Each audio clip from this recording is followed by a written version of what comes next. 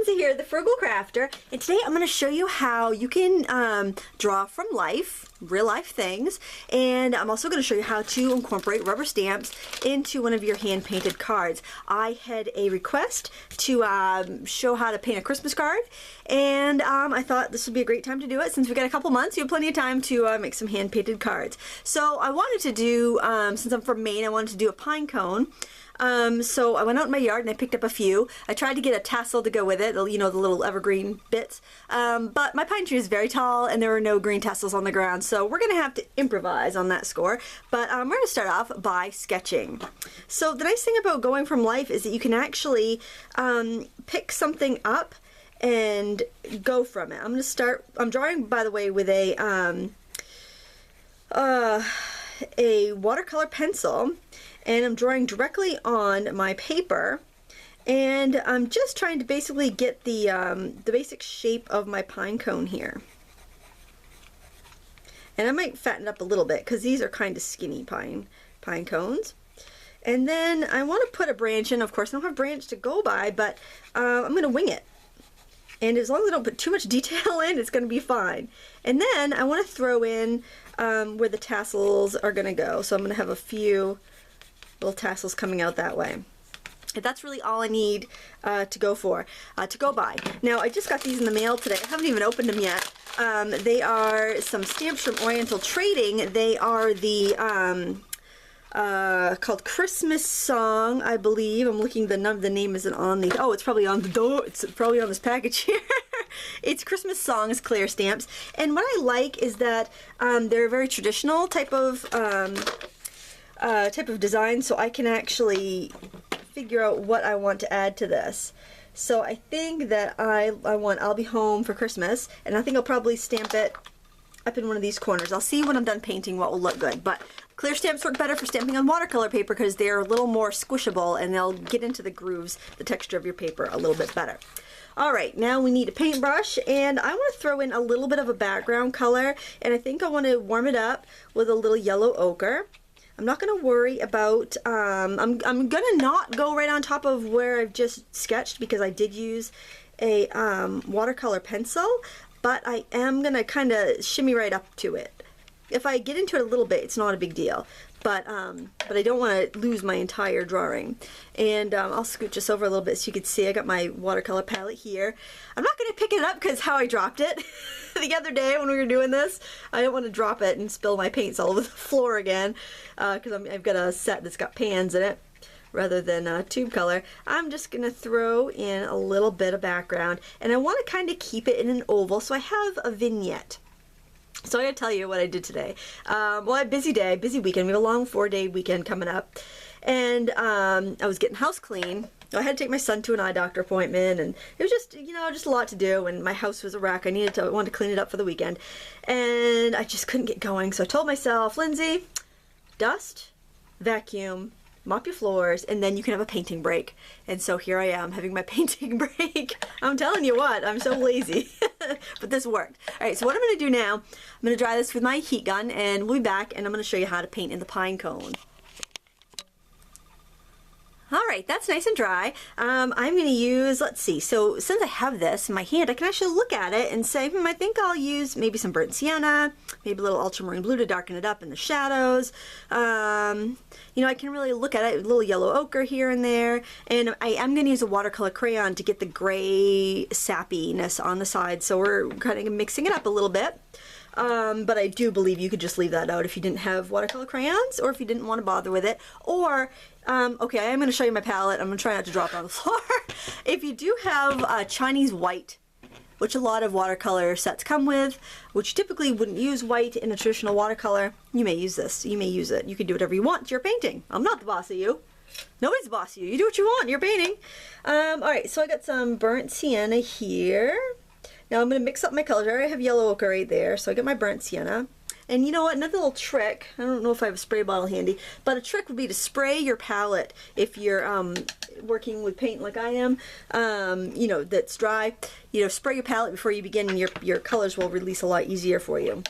I didn't do that, but I think I'll be fine. Especially if you're using less expensive paint, like these are Cotman student the student line of Winsor Newton's watercolors. You just get they don't release it quite as easily as the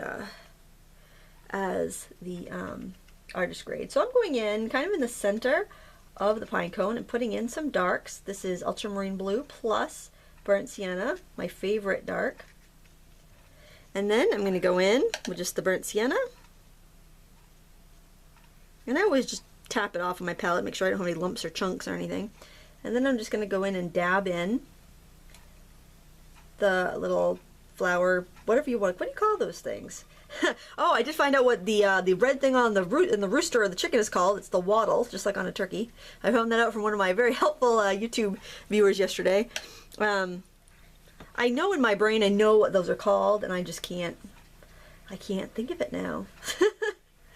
Big shocker. And I'm going to throw some yellow ochre. I'm going to kind of drip that in because I want it to kind of do its thing and just kind of be lively and random. And notice where I sketched with the, I'm going to round out those. Then you can bring your thing over, your pine cone over to look at it every once in a while if you have a question on the shape. That's what's so great about going from life. You know, if you don't have pine cones and you have to go from a picture on the internet, that's fine. Go ahead and do that. But if you have them growing in your yard, go pick them up, have a look. I used to always bring in stuff for my students to sketch. Alright, don't overdo this because you don't want to lose the essence of the pine cone. Alright, I don't know why I cleaned my brush. I'm going to need that brown again. Yeah, let's do the little branch. Just kind of throw that in there. Just very choppy strokes. And then we're going to put on our pine cone. And I'm going to use sap green, and I'm also going to use sap green plus ultramarine. So I have a light and a dark version of this green, of this evergreen color. And it's so pretty in the winter when we've got snow on our evergreens here in Maine. We can see the contrast of the green and the white. It's really lovely. Actually, this is a very, very nice evergreen color just on its own.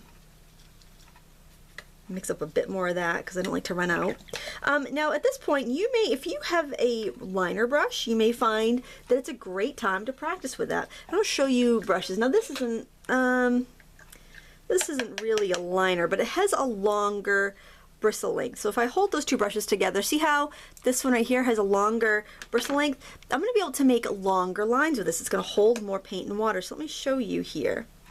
You also might have a brush that's called a liner that's got like a very long skinny brush, and that is great for pulling long lines of color. So if I see how many strokes I can make on this before I run out.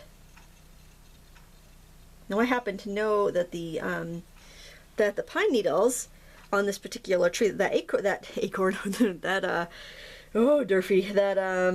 pine cone came from are very long and skinny, and they kind of come in small clusters like that. So that's what I am painting. So that's where the power of observation comes in. Oh, I sound like Sherlock Holmes. You know, when you're out there and you're observing from nature, you learn so much, and you don't even realize you are, but you do. It's really something. If you have the opportunity, you should really take it.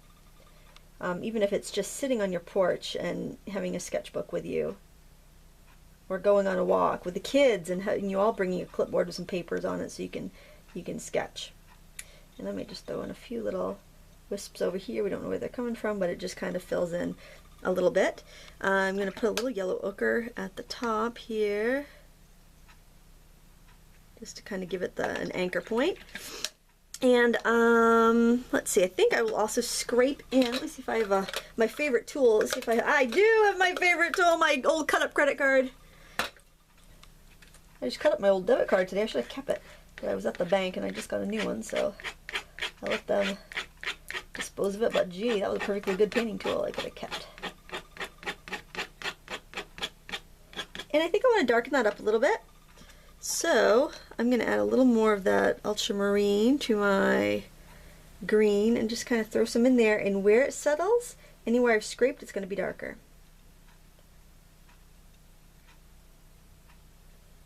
Alright, now I'm going to do the stamping, because I want to let that dry a little bit before I try to go in and use my watercolor crayon to give it the sappy look.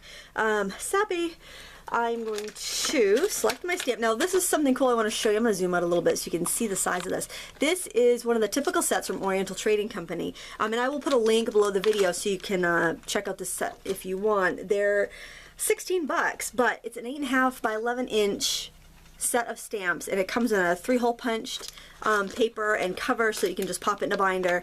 It's pretty awesome. I was surprised the first time I ever ordered these stamps, or stamps like in a set like this from them. I couldn't believe how big the set was. It was crazy, and I just really enjoyed them. Now they are not not like the photopolymer. I think they're more of a silicone, and you can tell when you take a sniff when you open up your stamps. A photopolymer has a very distinct sweet smell, where silicone doesn't. But with watercolor paper, these silicone based ones. Now I'm not a chemist, and maybe they're not really silicone, but they're I think they are.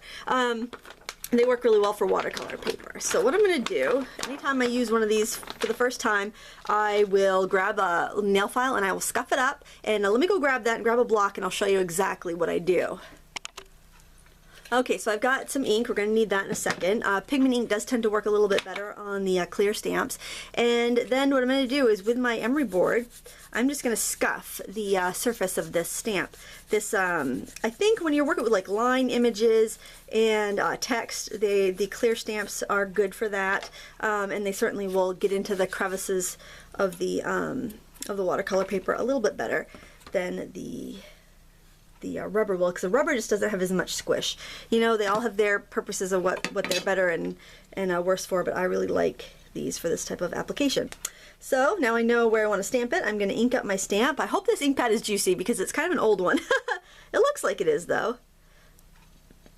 It looks like I'm pretty well inked up. And I'm just going to put this in the corner and hope that I get a good impression, because I'd hate to ruin my painting. Although it only took me like 8 minutes, so I'm not going to worry about it too much. Oh my gosh, I love it, and I love the way the red just kind of makes the green on the tassels pop. Alright, so I'm going to show you a couple things that we can do to kind of give this a little more oomph. So remember when we sketched with our watercolor pencil?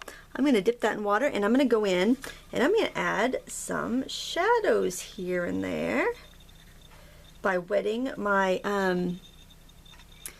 my pencil. It's giving me some really nice intense pigment, and I don't have to do it everywhere. I just need to do it here and there. Remember, we are artists, we have cameras.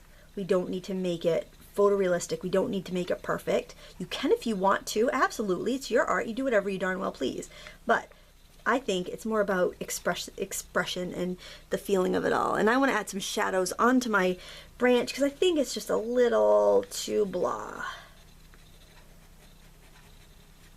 And, you know, I can even add a little bit of this, because, you know, sometimes those needles do die and they get all kind of brown and ick. So there we go.